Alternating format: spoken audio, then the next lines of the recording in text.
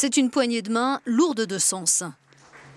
Elle scelle la fin de 52 années de guerre civile en Colombie. L'accord de paix signé ce mercredi à La Havane par le gouvernement colombien et la guérilla des FARC s'appliquera selon des conditions bien précises.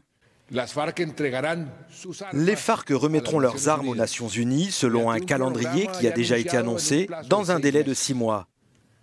Tout ce processus, comme vous le savez, sera vérifié et contrôlé par une commission de l'ONU.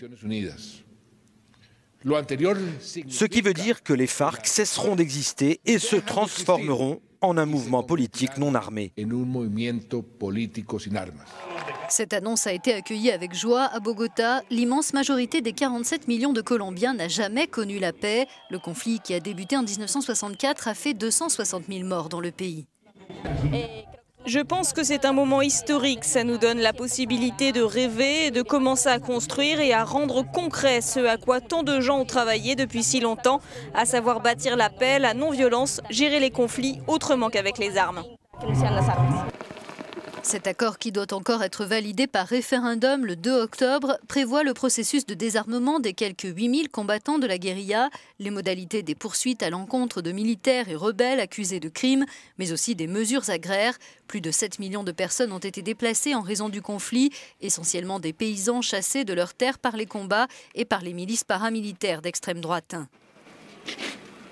Après 3 échecs en 1984, 91 et 99, ce sont les négociations entamées en novembre 2012 sous l'égide de Cuba et de la Norvège qui ont finalement porté leurs fruits.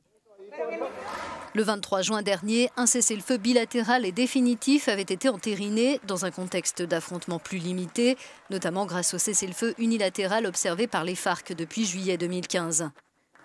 Même si l'accord final de ce mercredi se concrétise, la Colombie n'en aura probablement pas fini avec les violences. Son gouvernement doit encore faire face aux bandes criminelles et à l'armée de libération nationale, guérilla avec laquelle il prévoit d'entamer prochainement des pourparlers de paix.